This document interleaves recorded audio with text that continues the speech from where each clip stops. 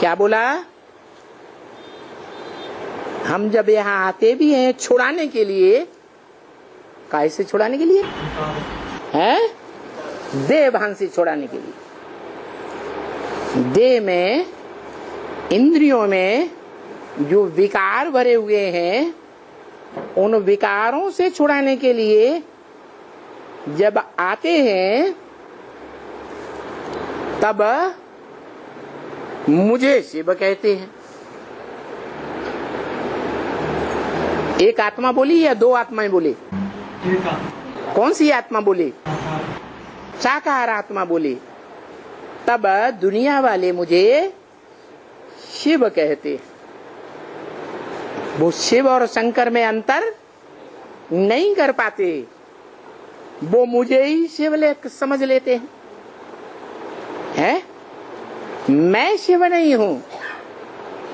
शिव तो आत्माओं के बाप का नाम है। मैं शिव हूं क्या? मैं बाप हूं क्या? नहीं। बाप समान कहें या बाप कहें? बाप समान कहें, लेकिन वो मुझे शिव कहते हैं। मंदिर में जाते हैं तो क्या कहते हैं? शिव बाबा कहते हैं। तो आत्माओं के बाप को कहते हैं। किसको समझते हैं?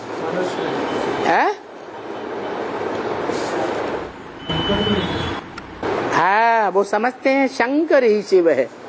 शिव शंकर दोनों एक हैं। शिव की आत्मा भी वही और शंकर की भी आत्मा वही। शंकर की मन बुद्धि रूपी आत्मा जहां तक पहुंचती है, उनकी आत्मा वहां तक पहुंचती ही नहीं। जैसे धर्म पिताएं बोलते हैं निराकार निराकार निराकार, लेकिन वो न समझते हैं और न दूसरों को समझा सकते हैं कि वो निराकार कैसे आकर के साकारी सृष्टि की, स्वर्ग की, जन्नत की, हेवन की स्थापना करेगा। जबकि अंग्रेज लोग बोलते भी हैं heavenly God father. Heavenly God father कहते हैं तो हेवन स्थापन करने वाला हुआ ना? नहीं हुआ? हुआ। वो कौन है नहीं जानते। क्यों? क्योंकि भारतवर्ष में जो भक्त हैं उन्होंने बड़ी भारी भूल कर दी। एक ही बड़ी भूल हो गई। क्या? नहीं, वो तो बाद की बात।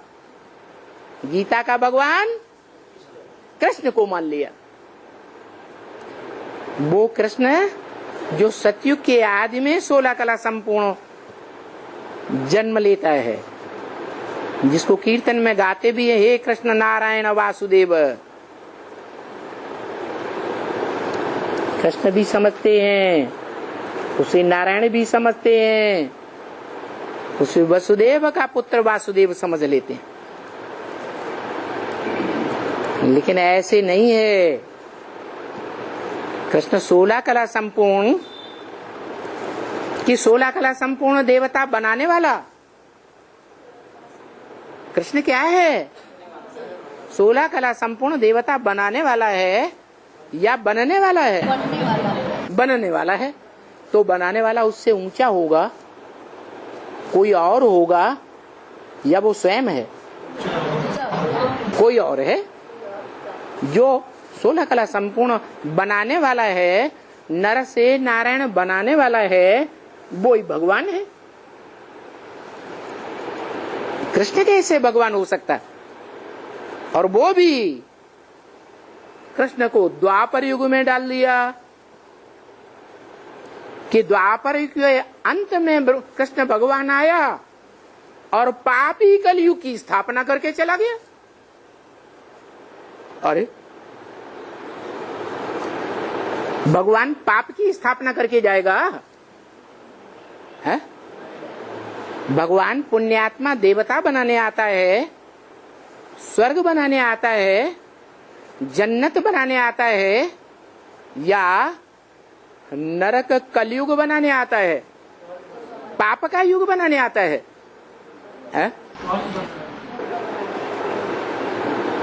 तो मनुष्य गुरुओं ने बड़ी भारी भूल कर दी। उन मनुष्य गुरुओं ने जो भारी भूल की है, वो भूल गीता में की गई है। जो विदेश के बड़े बड़े विद्वान हुए हैं, जर्मनी से भारत में आए थे, उन्होंने रिसर्च करके ये बात साबित की है अपने अपने शोध ग्रंथों में। कीथ ने, कीरो ने ये बात क्लियर की है कि पहले श्रीमद् भगवत गीता निरीश्वरवादी रचना थी, निराकारवादी रचना थी। बाद में कृष्ण के साकार प्रेमियों ने उसमें कृष्ण का नाम डाल दिया। तो देखो, मनुष्य गुरु कितना गड़म बगड़म कर देते हैं। धर्म पिताएं जब तक रहते हैं तब तक धर्म का उत्थान होता है। धर्म पिताएं शरीर छोड़ते हैं, उसके बाद गद्दी नशीन गुरु उस धर्म को गर्त में ले जाते हैं। ऐसे ही द्वापर युग से बनाई हुई गीता के बारे में हुआ। जो व्यास ने गीता बनाई थी, जो गीता में लिखा है व्यास प्रसादात्, व्यास की प्रसन्नता से हमें गीता ज्ञान उपलब्ध हुआ। वो गीता ज्ञान देने वाला दाढ़ी मूछ वाला भगवान नहीं था। क्या? भगवान नहीं था, लेकिन भगवान का बड़ा बच्चा था। जो भगवान स्वयं कहते हैं, मैं मुकर्रर रथ में आता हूं, अविनाशी धर्मखंड में आता हूं। वो मुकर्रर रथ ही भारत कहा जाता है। बा माने ज्ञान की रोशनी, रत माने लगा रहने वाला, जो सदैव ज्ञान की रोशनी में लगा रहने वाला है, संगम में भी ज्ञान की रोशनी में लगा रहने वाला, और सतयुग त्रेता में भी ज्ञान का जो सार ज्योति बिंदु आत्मा की स्मृति में लगा रहने वाला, और द्वैतवादी द्वापर युग से ज्ञान के ही आलोड़न में लगा रहने वाला है। गीता शास्त्र से लेकर के वेदों की रचना और वेदों की जो व्याख्याएं हुई हैं, आरण्यक, शतपथ ब्राह्मण आदि, और उनकी भी व्याख्याएं, उपनिषद और उन 18 उपनिषदों की भी व्याख्याएं, पुराण जैसे महाभारत पुराण, श्रीमद् भागवत पुराण, उनकी भी पहले पहले व्याख्या करने वाला वो एक ही व्याख्याकार है, जो संगम युग में सुप्रीम टीचर के रूप में संसार में प्रत्यक्ष होता है। ये तो हुई ज्ञान की बात, वाचा की बात। लेकिन कर्मेंद्रियों के कर्म के द्वारा जो कर्म करता है, उन कर्मों में भी वो हीरो पार्टधारी है। क्योंकि द्वैतवादी द्वापर युग से देहधारी मनुष्य धर्म गुरुओं के आधार पर दुनिया चलती है, धर्म पिताओं के आधार पर। और वो धर्म पिताएं हिंसा का पाठ पढ़ा करके गए, काम विकार की हिंसा बढ़ा करके गए या अहिंसक बना के गए है? काम विकार की हिंसा बढ़ाते चले गए।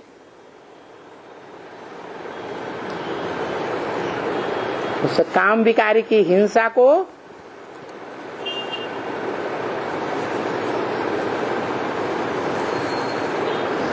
वो बड़ा बच्चा बाप का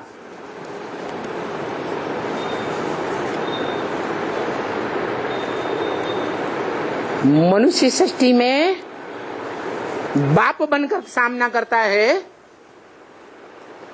या कमजोर बनकर सामना करता है? मुरली में भी वही बोलता है, बच्चे तुम्हारा बाप आया हुआ है। क्या बोलता है? बच्चे तुम्हारा बाप आया हुआ है।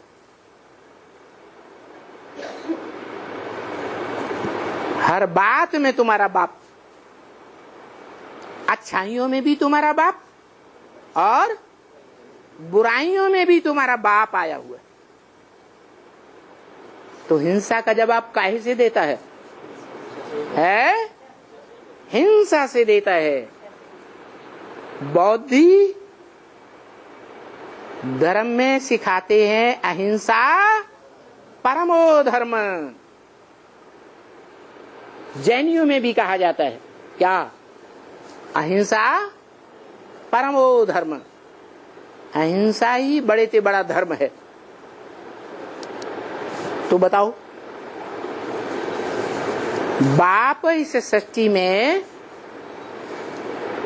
84 के चक्र में द्वैतवादी युग में मनुष्य जन्म लेते हुए भी विदेशों से आए हुए आक्रांताएं जो बड़े से बड़ी हिंसा पर उतर आते हैं, उनका हिंसा से मुकाबला करता है या बौद्धियों की तरह अहिंसा परमो धर्म का मंत्र बोल करके हाथ उठा देता है?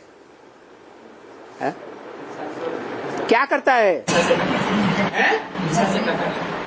हिंसा का जवाब हिंसा से देता है। और हिंसा का जवाब हिंसा से देने के बावजूद हार खाता है या हार खिलाई देता है? तो सत्य है या असत्य है? सत्य कभी झुकता नहीं है, झूठ को झुकना पड़ता है। सत्य के लिए गायन है कि सच्चाई सर पर चढ़ करके बोलती है। चाहे मुसलमान आए हों, इस्लामी आए हों, क्रिश्चियन आए हों, कोई भी आए हों,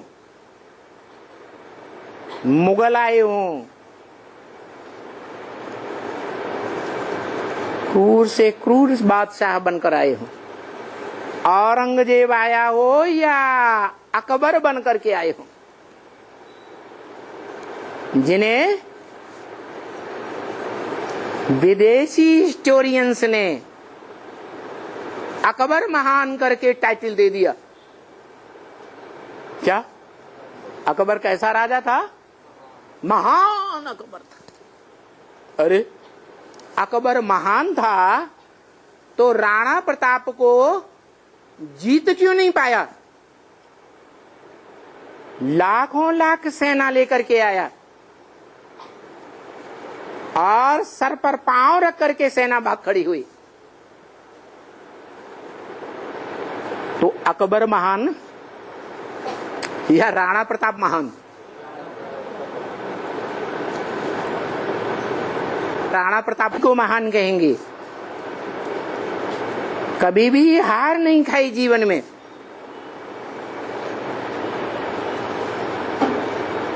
ये बाप का वरदान है। हिम्मते बच्चे, मदद बाप। विजय तुम्हारा है, जंग सिद्ध अधिकार। हार का सवाल ही नहीं।